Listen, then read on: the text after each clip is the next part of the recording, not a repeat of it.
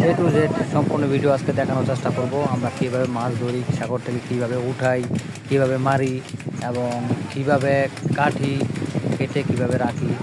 এটা আমি দেখতে পাচ্ছি কীভাবে মাছটা মারতেছি, কারণ মারতে হয়, না মারলে তো লাফায় কাটা যায় না।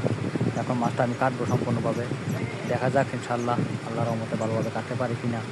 আর সবাই ব্যস্ত মাছ ধরার জন্য, সবাই ব্যস্ত আছে, ওই যে আরেকটা মাছ ধরতে আছে সবাই।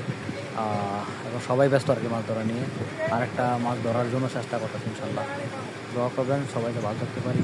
আর এই সমস্ত ভিডিও দেখতে হলে তোমার ভিডিওটা টাইম লাইন দেখে দেবেন, এরকম আর ভিডিও আমি আপনাদেরকে উৎসাহ দিতে পারি।